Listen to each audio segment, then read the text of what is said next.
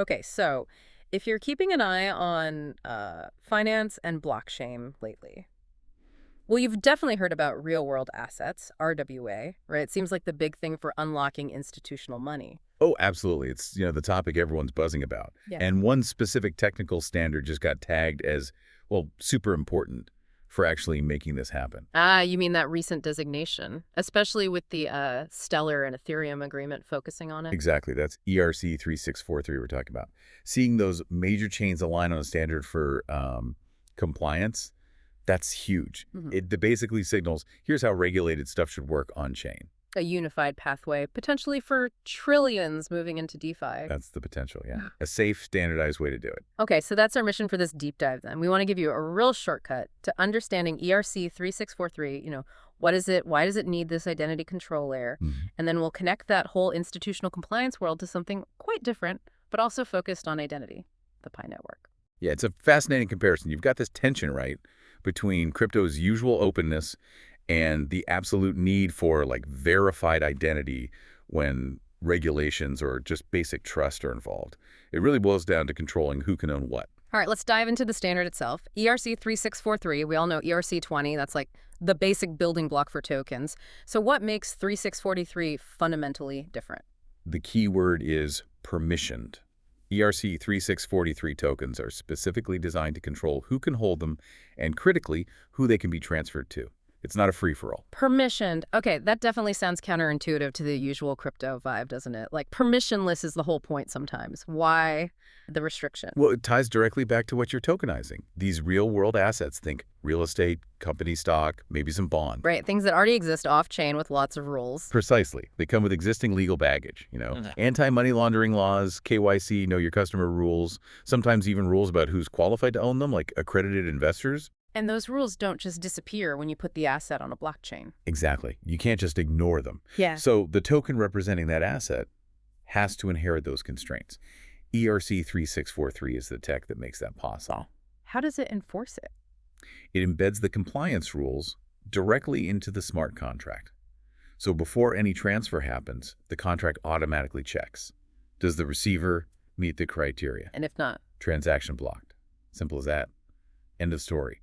It's built into the token's DNA, essentially. Wow, okay. So the enforcement is structural. That makes sense for institutions. But how does the smart contract know who I am? How does it know if I passed KYC out there in the real world? Yeah, that's the crucial link. It's usually a multi-step process. First, you do the normal KYC thing, submit your documents to some regulated entity, off-chain. Okay, standard procedure. Then, once you're verified, that result, the proof of verification is issued back to you, but this time on the blockchain. Usually as some kind of verifiable credential. And that's often talked about as a digital identity. Right. That's right. Frequently, it's implemented as an NFT, a non-fungible token. It makes sense because an NFT is unique, non-transferable generally, and tied to your specific wallet. So the NFT isn't the asset itself, it's more like my passport, my license to trade that specific kind of asset. Exactly. It's your on-chain proof that you're eligible. It's immutable, verifiable proof tied to your wallet. That's a huge shift from crypto anonymity. You need this verified passport linked to your wallet. You do for these specific regulated assets. So this digital identity NFT is linked within the ERC-3643 system. Imagine you try to buy, say, a tokenized bond. Okay. Your wallet sends the request. The first thing the 3643 contract does is check. Does this wallet address hold a valid current KYC identity NFT that permits holding this type of bond? And if it's missing or expired or says I'm not qualified? Transaction fails. Yeah. Instantly. No negotiation. But things change, right? Like investor status isn't always permanent or regulations might get updated. How does the system keep up? Is it just a one-time check? No, and that's where it gets quite sophisticated. This is where things like Chainlink often come into the picture, as mentioned in some sources. Chainlink can act as an oracle. An oracle, feeding real-world data back to the blockchain. Correct. So if your status as, say, an accredited investor needs ongoing verification, the oracle can feed that updated information to the smart contract. The contract then enforces the current rules, not just the rules from when you first got verified. Ah, I see. So if my status changes today, the smart contract knows almost immediately and can adjust permissions dynamically. Transferability isn't just about having the NFT, it's about ongoing compliance. It's a dynamic system. It shifts compliance from being this manual gatekeeper like a bank checking forms to an automated rule embedded in the asset itself. That's what makes RWA potentially so scalable and secure on-chain. Okay, so we've established, for serious institutional adoption of crypto, particularly RWAs, verified identity via something like ERC-3643 isn't just nice to have, it's mandatory. Absolutely necessary, yeah. Now let's flip the perspective. Let's look at identity not from the top-down institutional angle, but from the bottom-up mass adoption angle. Let's talk Pi Network. Right. This is interesting because Pi isn't explicitly about tokenizing stocks or bonds right now. But their whole system is built around getting millions of people verified. Their Pi KYC system is a really good parallel for how crucial identity is for building trust, even outside traditional finance. Give us the quick background on Pi, founded by Stanford PhDs, right? Back in 2019. Yep. And their goal was always about making crypto super accessible. The main thing they're known for is this mobile mining. You just open an app, press a button once a day, very low energy, very simple. Designed for massive global reach, basically. Easy entry. Totally. But the challenge is if you have millions of users, many of whom might be new to crypto, how do you build a real functioning economy? How do you ensure trust? That's where their strict identity rules come in. They mimic the kind of rigor you see institutions demanding for 3643. How strict are we talking? The sources mention some pretty serious rules about verification. Yeah, this really stood out. First, you have to register with your real name, no pseudonyms. Then, after mining for 30 sessions, you must pass their KYC process to unlock full functionality. Okay, real name, mandatory KYC. That's already fairly strict for a mass market app. But here's the kicker, the penalty.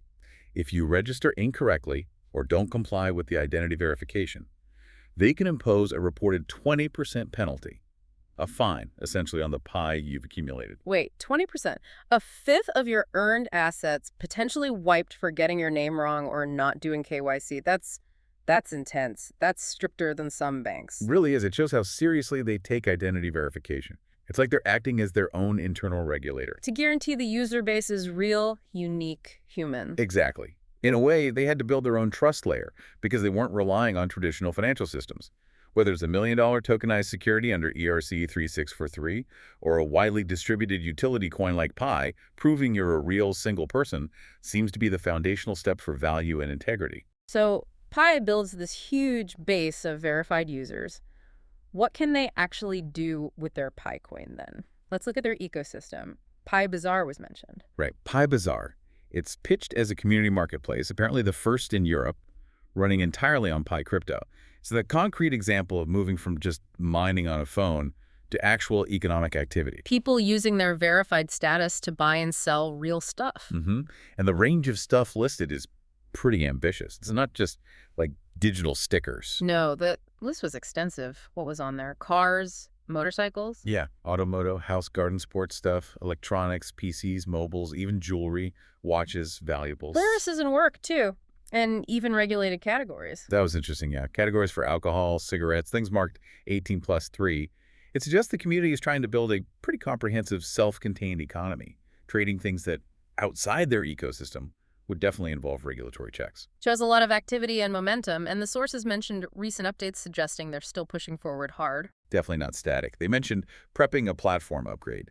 V23.01, I think, Yeah. getting listed on places like On-Ramp Money, which helps bridge to traditional finance. And sponsoring Token 2049 in Singapore. That's a major crypto conference. Shows ambition. Big signal, yeah. Yeah. Plus, that note about future plans, referencing things like Payo Chain and Fast Track KYC way out in September 2025.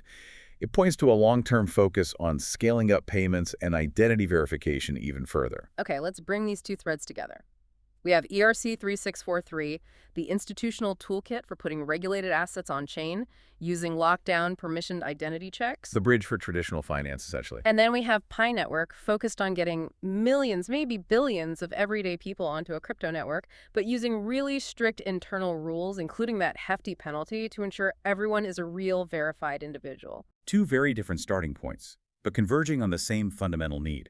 Verified digital identity is non-negotiable for valuable digital assets, whether it's high finance RWA, needing permission access via 3643, or a mass market project like Pi building the infrastructure of validated users. Which leads us to a really provocative final thought for you, our listeners.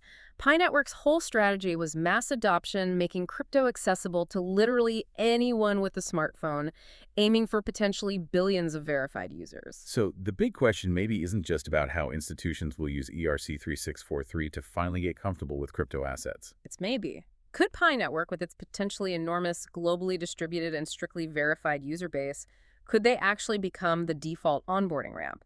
The biggest, most compliant, ready-made audience for all those regulated RWAs that need standards like ERC-3643. It really makes you wonder, doesn't it?